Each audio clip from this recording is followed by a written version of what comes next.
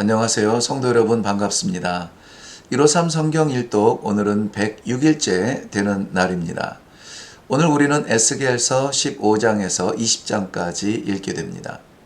에스겔서 15장의 내용에는 포도나무의 가치를 생각하게 하는데요.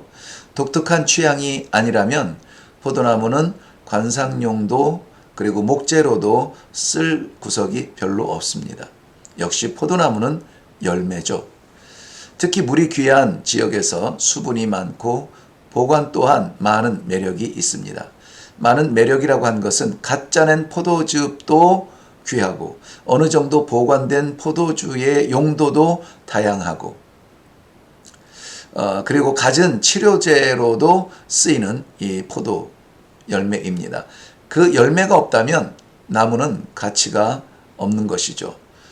하나님께서는 이스라엘 백성들에게 이 본래의 목적을 가지고 기대를 가지고 포도나무를 심으시듯 이스라엘을 심었는데 열매를 맺지 못하네요.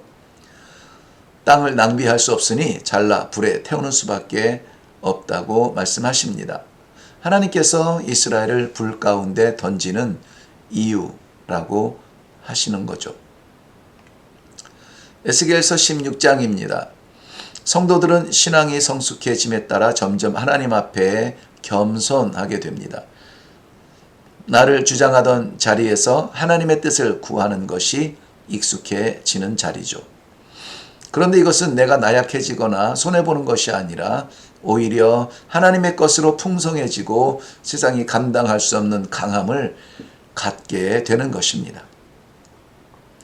본문은 버려진 유아 그리고 아름다운 처녀의 모습을 비유로 이스라엘 백성들이 애굽에서 지내는 포로 생활 그리고 출애굽으로 구원하시고 왕국의 번영에 이르기까지 된 이 모든 역사 결국 하나님의 은혜였음을 강조하고 있습니다. 그런데 이 은혜를 바로 누리지 못하고 오히려 여호와 하나님을 배반하고 15절 이하에 보면은 우상 숭배를 하며 26, 28, 29절에 보면 다른 나라를 신뢰했다는 정황이 나오고요.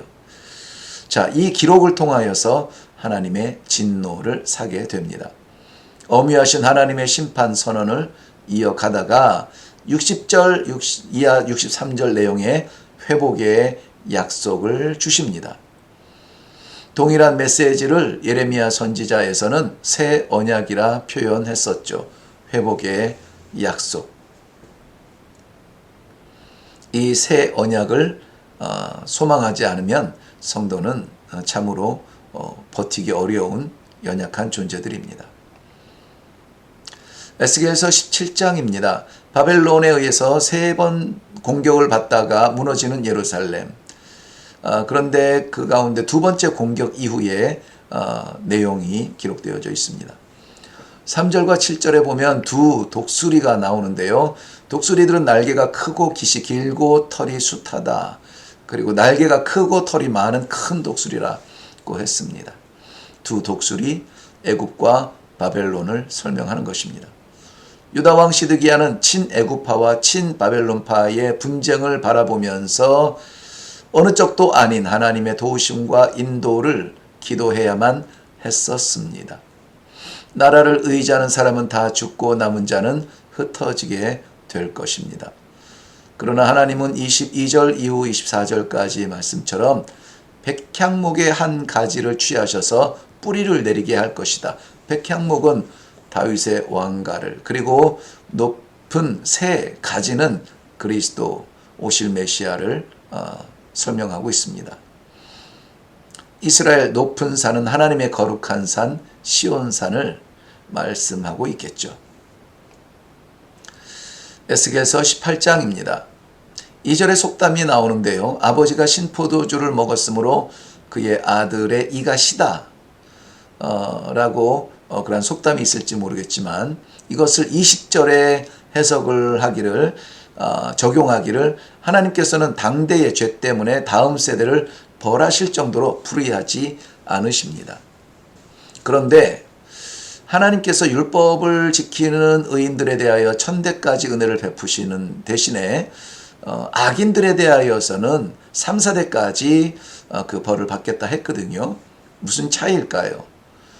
당대의 죄 때문에 다음 세대가 벌을 받는 것은 아닙니다. 그런데 당대의 죄가 회개되지 아니하고 그대로 살아간다면 3, 4대까지 우리의 아이들은 그 죄를 본받아 또 여전히 하나님의 책망 가운데 거할 수밖에 없다는 얘기죠.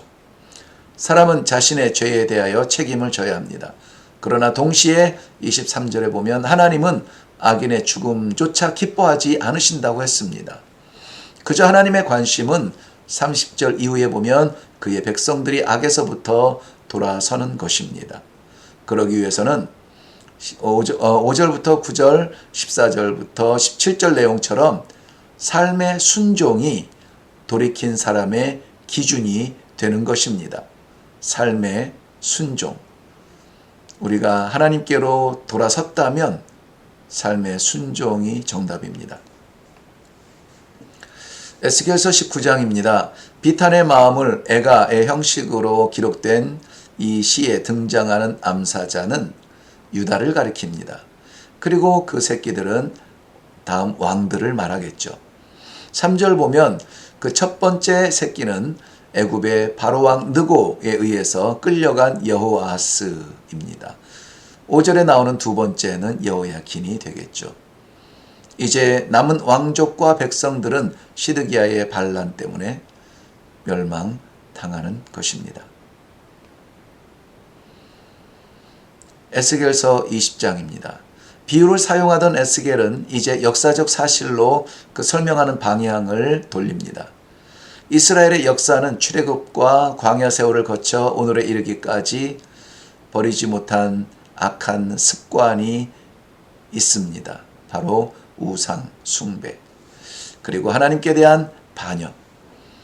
하나님께 선택받았다고 해서 자기 맘대로 할 수 있는 것은 아닙니다. 진정한 선택은 순종을 겸비해야 하는 것입니다. 이제 그 반역자들을 제하여 버리시는 하나님의 단호한 마음.